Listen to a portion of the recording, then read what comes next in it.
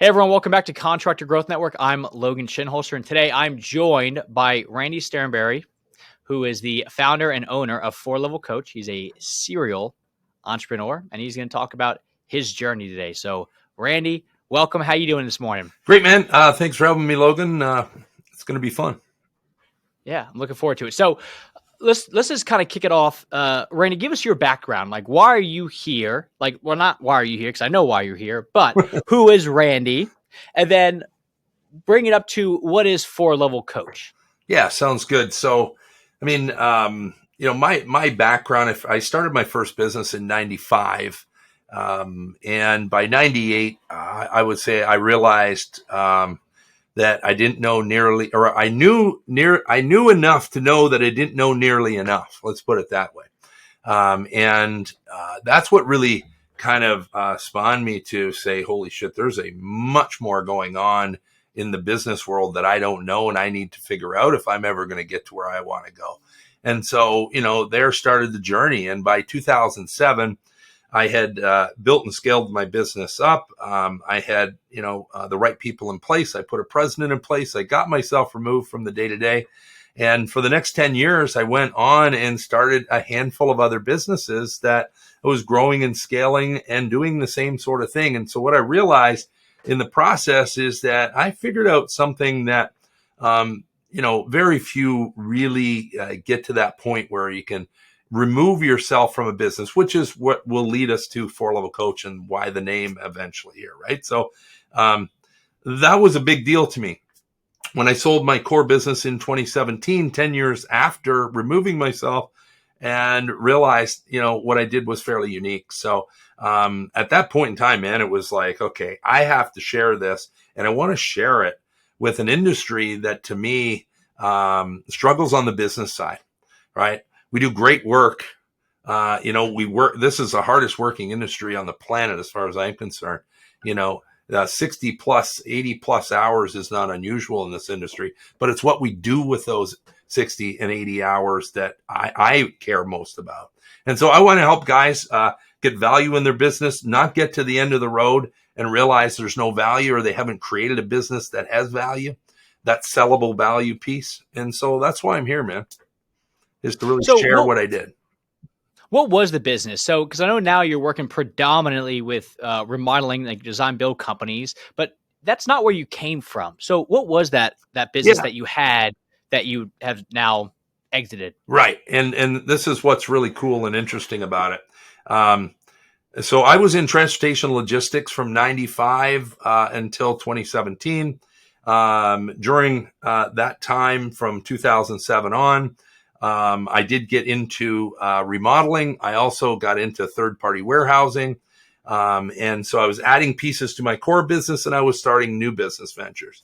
And during that time, this realization that in the remodeling and the building world, if we take out the what we do, because what we do is the work and the job, it's creating great products, great outcomes. But the how we do it is really all logistics. And so the truth of the matter, what I realize is really we operate and run logistics businesses. Yes, we build homes. Yes, we do remodels, additions, whatever we do is what we do. But the truth is, behind the scenes, it's a logistics business. And so that was a really key distinction. And that's what we bring to the table, is to think differently about the business that we're in and how we grow and scale it. So before we jump into 4Level, how do you see the crossover? Like, what in your mind makes you say remodeling and building is really a logistics business at heart? You just happen to, you're not, shipping. You're now essentially making sure that everything comes together at the right place in the right time. So, hell, maybe I just answered it, but in your opinion, where is the crossover? So crossover is completely that we have, in transportation logistics, there's a lot of moving parts to get a product from A to B. And, in the building world, there is another, 100 plus moving parts on every project, and certainly more moving parts, not just on a per project basis, but within the core of our business. So the truth is there's just a lot of moving parts that is no difference than, logistics or a lot of businesses, but this in particular, a lot of moving parts and outsourced people. So our subtrades, our subcontractors that we are working with. Yes, we may have some of our own core teams, more on the remodeling side typically than a custom builder. But we are shifting pieces around for the benefit and the outcome of our client. Our end client is everyone's client on that team. What we don't realize, and we refer to this as the one ecosystem job site, is our job sites have to be set up that everyone understands who the actual client is at the end of the day. And we're all working for one client. And that's a logistics nightmare that we need to bring together. And that makes everything so much easier. And in my opinion, more simplified. This is a very complex business that we're in. And we need to simplify that business down to moving parts. And we need to take that to another level of systemization in order to make it work and run for us and not so much us for it. All right. I got one more question before we get into 4level. It's about logistics. So you started in 97, 95. And then 95, up to 2017. I mean, how fast of growth and evolution happened in that industry from 95 to 2017? Well, this is what's, kind of interesting about that. There's, nothing was changing in that industry. That's one of the slowest moving. And same with remodeling and builders. I mean, this industry hasn't changed a whole hell of a lot, over the years. There isn't this exponential type, growth in the industry itself and what it was doing to be innovative, right? And so I think we have to be innovative within our own businesses if we want to take ourselves to the next level. And that's really, again, what 4Level Coach brings to the table is innovation within our business in an industry that hasn't been too creatively innovative in its own space, right? Now, product and things and technology are changing, and we're using those technology, quite differently today. But for the most part, we're pretty, much the same in terms of our, evolution. So walk me through what is how did you come up with the name 4Level Coach? What are the 4 levels? Walk me through that. Yeah. So the 4 levels, my belief is we have 4 levels in any business. And it starts with level 1. And level 1, and this is when we walk through this, Logan, I'll be talking about how we at 4Level Coach, really our core is to move people from level 1 and 2 into 3 and 4. That's our only reason for existence. And so we start at level 1. Level 1 is having a job in our business, right? That's when, and so many of us are there. And level 1, this job in our business thing, this has nothing to do with dollar amounts. It has nothing to do with the hundreds of thousands or the millions of dollars in revenue that we do. It has nothing to do with profit amounts or gross profits, net profits. It has nothing to do with the business itself. It has everything to do with how you spend your time in that business and how that business sucks you into itself in order to, operate and have value in the business. So when you have a job in your business, you are it. And it has, again, nothing to do with dollars. Why do I know that to be true? Because we work with guys at, 200, 500, a million, on up to 15 million. And guys at 15 million are at level 1, just like somebody starting their business or at 200,000, right? So this is dollars have nothing to do with it, right? Level 2, you have any thoughts around level 1? You want to go deeper? So do me a favor. Give me like a specific scenario that, hey, if you're experiencing this within your business, you are at level 1. Yeah, absolutely. Level 1 to me is when, you are sucked into the urgent, when your world is based on urgent, everything urgent going on the day to day. If you're being sucked into urgent, you're likely at level 1. If everything that you do is working in the business and not on it, and I mean, there's a lot of depth that we can get into working in or on our business. I mean, I think we all know that terminology, but what does that really mean at the end of the day? I think that's where the gold is. We've got to start working on our business. We've got to get out of, I don't know if you've ever seen or if the listeners out there have seen the 4 quadrants of urgent versus important. It's where quadrants, 1 and 3 are the urgent. It's that urgent column. It's urgent and extremely important. Therefore, we can't not be doing it. And we don't have anyone else doing it for us because we haven't either built our teams or systematized our teams to be doing the right things that we can trust and let go. So a big piece is trusting and letting go if we ever want to get out of level 1. In fact, trusting and letting go is the pieces that have to be in place for getting to level 1 and 2 or moving from 2 to 3 or 3 to 4. It's all about trusting and letting go. And so level 1, the things that you're getting sucked into, if you're quoting jobs and if you're going out to quote jobs, you're doing the sales, you're coming back, you may be estimating, you may not be. You may have an estimator, but if you're not estimating, you're likely being sucked into the whirlwind of a job site, right? If you don't have project managers, coordinators, site supers, taking that off of your hands in some way, then you're getting sucked in. If the phone is ringing and it's constantly about job site issues, client expectations, client, challenges that are going on and you're likely in level 1. Okay. Love it. So essentially, if there's fires that need to be put out and you're putting out the fires, that's level 1 100% company. Yeah. 100%. Beautiful. And maybe there's not just fires. There's also, I need to build my business. I need to focus on marketing. I need to focus on sales. I need to do all of the things that need to be done task oriented in my business. That's, very much a level 1. I'm being sucked into all of it. And I don't have people to take this off my hands, right? I can't rely on someone to take it off my hands. And then, hey man, I go out and hire people. And we've seen this a million times, right? You go out and hire people, you try to build your team and you want them to do these things, but you don't have time to teach them, train them, set things up properly. Therefore, you just do it anyway because it's easier for you to do it than let someone else or train someone else. And therefore, You're sucked into the vortex of level 1. Right? We've all seen it. All right. Hit me at what's level 2? How do you define level 2? So level 2 is quite simply when we start putting some levels in place, management levels in place, some people that can start taking this stuff off your hands. The people that start freeing you from all of those things that have you sucked into the vortex of level 1.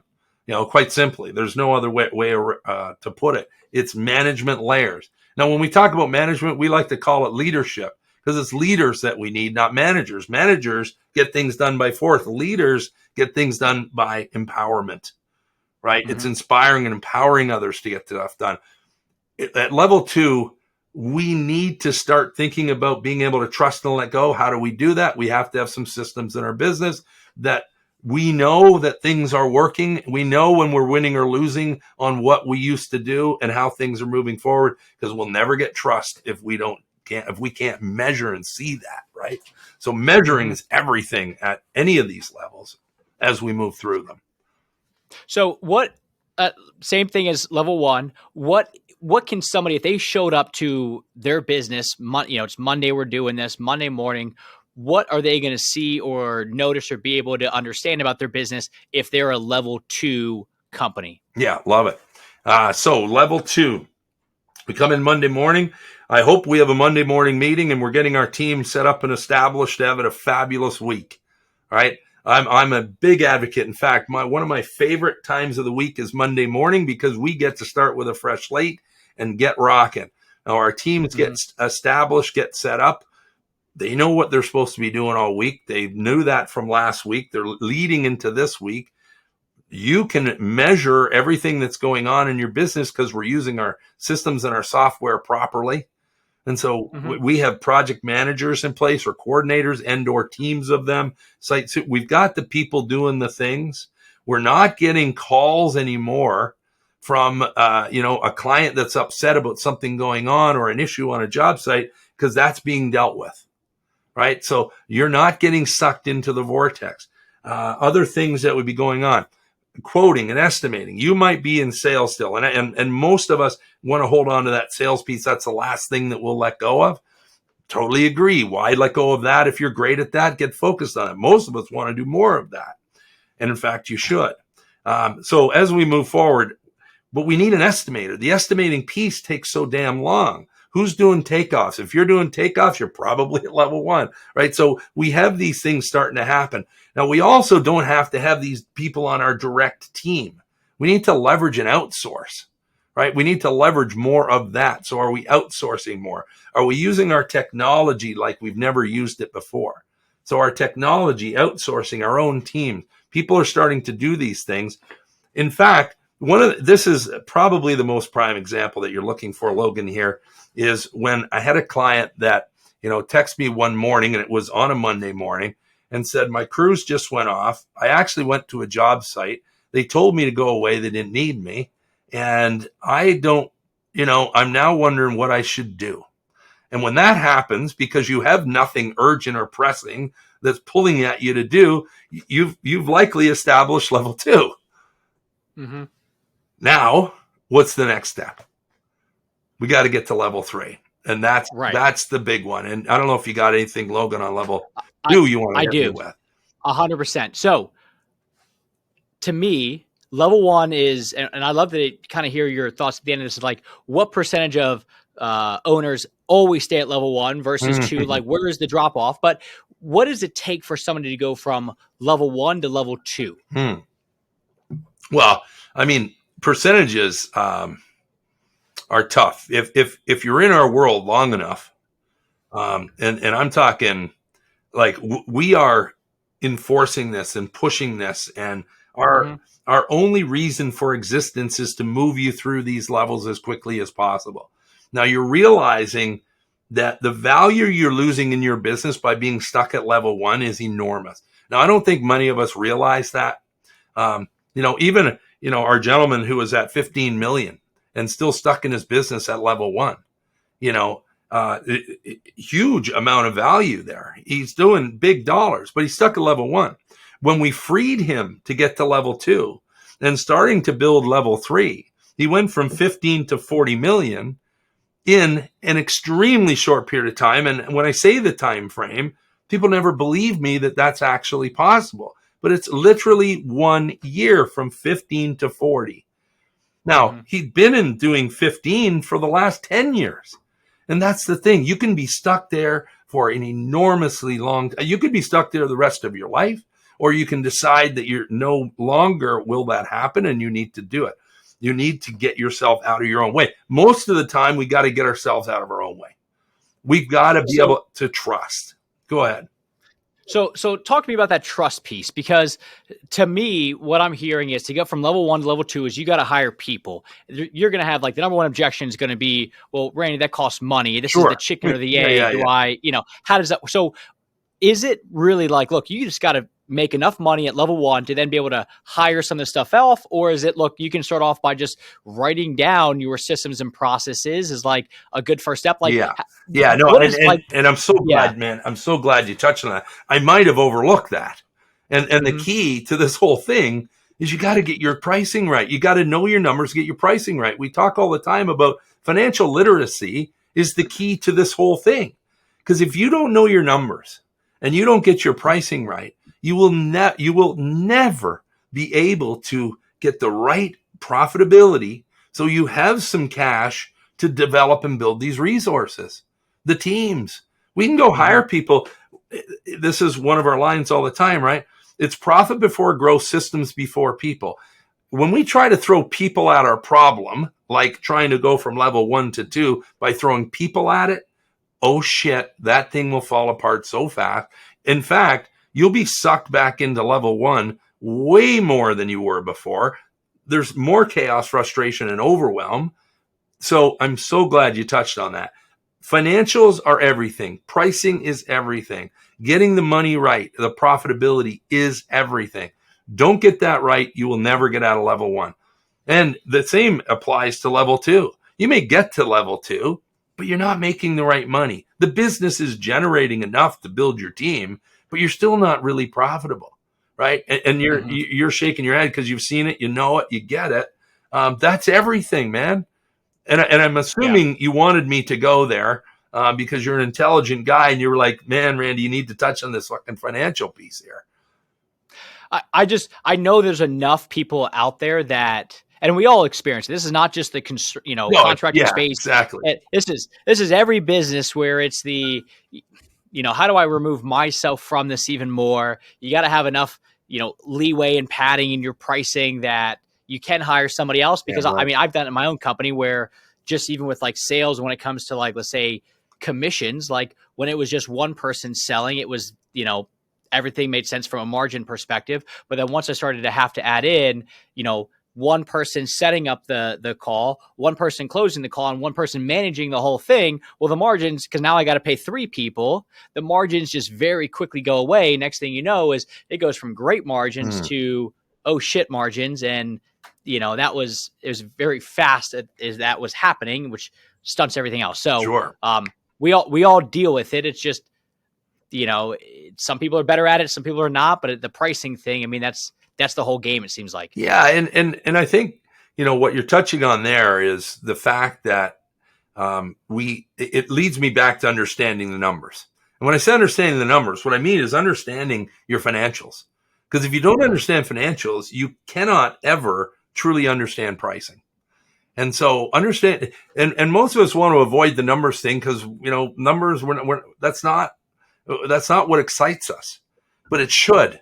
If you're an entrepreneur and it doesn't excite you, well, get excited about it because you'll be stuck for a long time not making a whole lot of money. So you've got to understand how you make better decisions based on those numbers and what they mean to you, because those numbers mean everything in your business.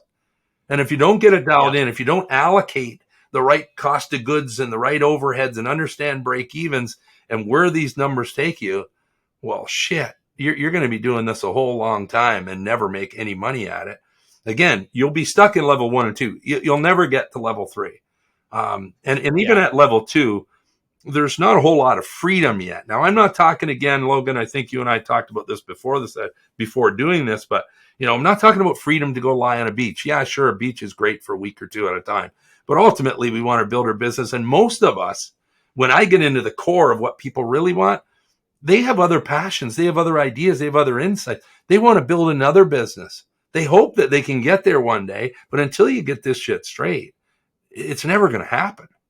Right? So this is the core to it all. No doubt about it. Numbers, pricing, profitability, and then understanding how, the 4 ways to increase profit. There's only 4 true ways to increase profit. And one of them is being able to increase capacity of your team without increasing overheads at the pace that revenue grows. And when that happens, it changes break-even number percentages. We should talk percentages. Percentages are everything. And so therefore, knowing that is the only true way to bringing this all together. And I'm so glad you touched on that, man. It's huge. So what is level 3? So we now know, level 1 is you're doing everything essentially. You don't really know your numbers. Level 2 is you probably still don't really know your numbers, or maybe you do, but you're still in this stuck zone of like, well, I guess, 25% margin is just like the max I can get, but you're still going to be stuck. With that being said, what is level 3? So level 3 is scalable. So we have a job in your business, a real small business at level 2. Level 3, we get into scalability. Now, what is scalability? Think of it as a franchise, the franchise model, right? This is what we always kind of refer back to because people can understand what that means. The franchise model. Think about, the King McDonald's, right? They have a franchise model. It's very systematized. Everything works like a well-oiled machine within that business. Now, I can promise you, McDonald's or any other franchise, they know their numbers. They know the metrics of the business. And this is at level 3 where the metrics become critical to ever getting to level 4. And we won't go there yet, but level 3 is all about scalability. Can I take this and create a franchise model from this? And can I take this, what we refer to as a business in a box, and could I do this in another state or another city? Could I go to another geographical location? Now that I figured out what I figured out here to be extremely profitable, build my teams, the systems I already have in place, could I take this and build another machine? Could I even sell or package this machine and do it again? That's scalability to me. So how do you know, same question as the first two, I guess what needs to be true about the business for you to be at that level 3? And so I think, prime example at level 3 is, actually our very first client,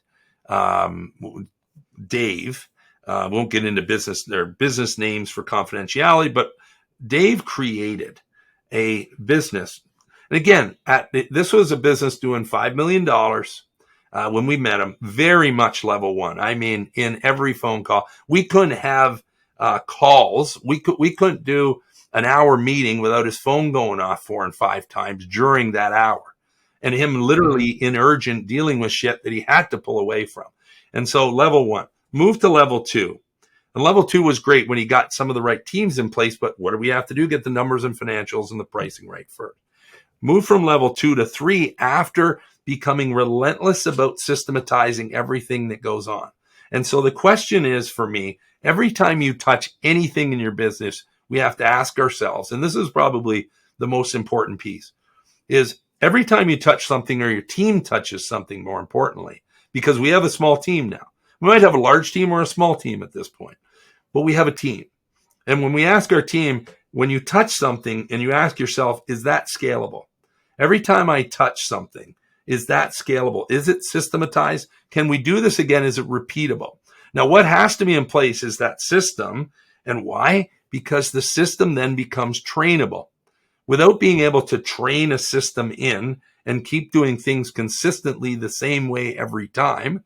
Now, again, we're in a business with a lot of moving parts. Think of it as logistics. When we think about our business from a logistics standpoint, it's a lot easier to think of systematizing logistics and not just the chaos and the nightmare that we can deal with on a job site day to day, right? Much easier to think about the systemization of what goes on behind the scenes to make this thing work. And so that is, to me, really critical. One of the most important things to me is we refer to these as IRCs, issues, roadblocks, and challenges. These are the things that we need to find in our business on a day-to-day, week-to-week basis. The issues, roadblocks, and challenges, refer to them as IRCs, and have your team understand where are IRCs on a day-to-day, weekly basis. This is how we can create our systems, because it's those things that are happening that are creating chaos and problems that we need to systematize out so they never happen again. If we can keep eliminating those things over time, our business becomes more and more and more simpler to manage, easier to operate, easier to teach and train others to follow these systems. When we don't have any of systems in place, how do we possibly teach and train someone? This is why we end up doing it ourselves, or we end up getting sucked back in because we don't have this stuff, right? So we have to be relentless about asking ourselves that question over and over. Is this scalable? If it's not, how can it be? What would I have to do if it was? Then take it from there. Does that make sense? It does. So walk me through, I guess, the roadblock from 2 to 3. Because I'd imagine now the systemizing everything is, most people don't get into business because they love systems and processes. They do it because they love the building. So what roadblocks are people going to typically encounter going from a level 2 to a level 3? Yeah, I love it, man. Always perfect question leading through these. One of the most challenging things is, first off, what the hell is a system? Anyway, how do I create this? We get this question all the time. It's like, where do I start? That's another question. It's like, where do I start? Well, the great place to start is our IRCs, because that's the shit that's causing problems. So let's fix the problems, but let's just not fix them today. Let's create the system that eliminates them tomorrow, right? So we want to have that happen. But where do we start? Where do we start is the first question. How do I create the system? Now, we go through tools, and we have a tool called the Process Improvement Generator. It's a very simplistic tool to help you walk through it. The truth is, we all are doing things in our current process today. It's just not written down. It's not intentfully built or done, and no one else knows it but you or your team because it's in our heads, right? So we do things naturally that creates our current process. We need to pull that current process out. We need to flush that out. We need to run it through this process improvement generator, which I'll give you the key highlights to that. Number one, let's flush out that current system. How are we doing this thing right now? Step 1, 2, 3, 4, 5. Step 1, what's working with this current step? What's not working? What could we do differently? If you ask yourself those 3 questions at each step in any process, you're going to get the answers as to, well, 1, I can eliminate this, or what I need to change or add. What's working and not working is critical. What could we do differently? And then how do we use technology in this process? That's key to it all. Now, here's the thing. One of the next biggest problems, you create the system. The next biggest problem we have is implementing. Because any system that's been created that can't get implemented, what the hell good is it? It's nothing. And an implemented system requires an SOP, a standard operating procedure, something that's documented, right? Adding video, screenshots for software and those things, even more powerful, right? But we have to be following that system. Now, here's the thing. Let's say we get it implemented. Here's the next problem. Having our team actually, following this, using the system, not going off in their own direction because that's what they're used to doing and have been for 5 years, 10, 20, 30 years in some cases, right? So the challenge is to get scalable is 1, being able to create it, 2, being able to implement it, and 3, keeping people accountable to use it, and then tracking the metrics of what's working and not working along the way. So that's why I say metrics I mentioned a while ago about level 3 is all about metrics, man. Scoreboards. We talk scoreboards. Others will, in business, will talk dashboards. When you talk about metrics and what somebody needs to have, how many of your metrics are leading indicators and leading metrics versus lagging of what you're tracking? Yeah. Yeah. You're a 4X guy. I've read a lot of books. Yeah. No, the 4 disciplines of execution, 4 Ds, man, killer. Right. And so we use this strategy. We talk lead and lag all the time. In fact, I think, 1, we need them both, right? Mm-hmm. A lag measure is just the result. So anyone that doesn't know what you're referring to, lag measure is the result, right? It's give me an example of a lag and then the lead that goes towards a lag that we all probably know. Right. So, let's just put, the biggest scoreboard, well, not the biggest, the most important scoreboard we have is our financials, right? Mm-hmm. That's the be all end all result of all other scoreboards. All other scoreboards lead to the lag of our financials, and our financials is the ultimate lag measure of the result of we're winning or losing in our business. This is why if we don't know our financials well enough, then how do we play this game or know what the hell is working, not working anyway, right? To me, we're just getting up every day, busy as shit, doing things that we don't know what it's affecting. And therefore, how do we make good decisions, right? So lag would be, let's just call it our financials. Let's call it either gross profit or net profit as one of our lags. Well, let's say gross profit. And really now we're focused on our cost of goods or delivery of our team, our subs, et cetera, right? Well, lead measures would be everything that we're measuring about maybe productivity. Let's say a lead measure would be about productivity of our team, hours. What about our estimating to actuals? That's a lead measure of, did our estimate, what we thought would happen is a hope, right? But what actually happened is a lag, and that's the result. Well, the result will show up in our financials, and that's our lag. So everything that we do literally on a job site day to day that we can track and measure that produces the result is all the leads that we need to focus on. Now, if we don't have time to focus on it because we're sucked up and urgent, this is why none of this stuff ends up happening, why we can't get to 2 or level 3, right? In scalability. Yeah. Right. Yeah. We talk a lot about that with, let's just say for like in our world, social media, like everybody wants to know, I'll go to places and they'll be like, hey, can you look at my Facebook? Tell me how I'm doing. I'm like, that's fine. But before I look, how many times have you posted so far this month? And it's, not much, maybe once. I'm like, all right, stop. I'm like, it Yeah. doesn't matter what you post. If it's only one time, like the first thing that we're going to focus on is not the quality of the post or any of that stuff, just getting a consistent number that it's within. Is it within your control to post on social? Yes or no? And the answer is yes. Okay, perfect. Start there. Let's just say 3 posts a week for 2 months. And at that point, come back to me and I'm happy to go through and look at the quality. And, because everybody wants to be, I want to be viral on social, but I don't want to post unless it's a viral post. And I'm like, that's not how it works. So we do a lot. And I will say here at CGN, we're big on lead metrics, and it's really transformed the business as a whole, where, whenever we get, like a year ago, we were a completely different business. It was just chaos. It was not great. And then we said, okay, we're going to put everybody on leading metrics, and that's how we're going to do everything. Beautiful. And quote unquote, miraculously, everything started getting way better, and the P&L got way better, and all the stuff that we want gets way better by focusing on what we can control and nailing that. And then, long story short, if we're posting 3 times a week on social, and after 2 months we're seeing no uptick, well, then maybe it's the secret sauce is 6 times a week, or it's 3 is perfect, but let's change the quality. But at least we have enough data in the door. So I will say, when we switched over to focusing way more on this, it's helped a ton. And there's no difference in that to what we do. We just don't correlate it to our business typically in remodeling and building.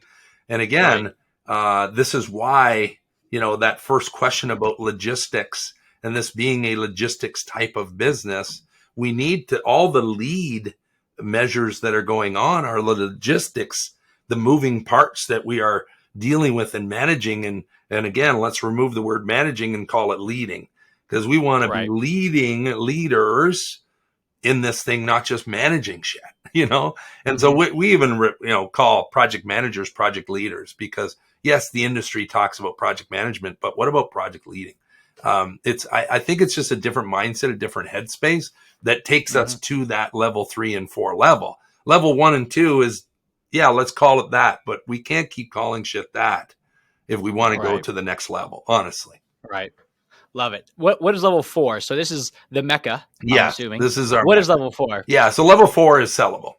And to me, we can argue the fact that a level 2 business is sellable. It can be sellable. I just wouldn't want to sell my business at level 2, right? And I don't think most would, because there wouldn't be much value. Your return is going to be terrible, and you just wouldn't do it. So the ultimate sellable business is a business that now can run and operate without you in the day-to-day at all. Now, you can choose to be in it. Now, this is the beautiful place that we get ourselves as entrepreneurs, and we, out of no other job, can we remove ourselves from the day-to-day and have the machine working for us and paying us astronomically huge numbers if we've created a machine that is scalable, that can spit us out enormous amounts of money and have us not work in the day-to-day. If we look at our hourly rate, right? And we all exchange, time for money to some degree, right? And so at level 1, how many hours do we work in our business? 60, 80 plus hours a week. And we make the smallest amount of any of the levels along the way, us personally. Some I see, unfortunately, make next to nothing. And some make really decent amount. Some actually, my story of level 1 at 15 million made a very great amount of money, but his time for money exchange was still nowhere near what it is today when we helped him go from 15 to 40 and removing himself in the day-to-day, and the machine works. Well, holy shit. So our equation of our time for money at level 4 is astronomical. I mean, you literally get into the, tens of thousands of dollars per hour. I mean, that's the possibility of that world. And that's really what we're trying to help people achieve. And of course, ask the question. What's the difference? And what's the obstacle? Yeah, Because sure. level 3 and level 4, it sounds like maybe it's 3 building of it, and then 4 is like you've gotten to the top of the mountain. Like, I guess, So what yeah, is the difference? the difference really is at level 3, you're still required to be building this machine. The machine Got it. still Okay. needs you, right? Got it. The machine still, like, you are it. You're still like, without you, the machine doesn't work, right? And so you might be building, like you said, you're building the machine, you're creating the systems, the things are in place. When you get to that point, now again, I'll go back to that story of Dave, who went from 5 million literally to, I don't think I mentioned this before, but 5 to 25 million in 2 years. And how we did that was remove him from the day-to-day operating so he could work on his business, not in it. He was a complete true level 2, where he was no longer, he had the teams and people doing the right things, but then was fully focused, relentlessly focused on building out the systems, right? The systems, the metrics, the scoreboards, the monitors, the measures, improving pricing and profitability all through that journey till you get to this point in time. Now at level 3, this is why we know he was level 3, because what did I talk about before? It's a franchisable model at that point. Well, what did Dave go and do? He created a franchise. So he has his first franchise going now. He has 2 more in the hopper. And this is just 3-4 years after we first met. So it's not like some enormous journey that we have to go on. We just have to do the right things right.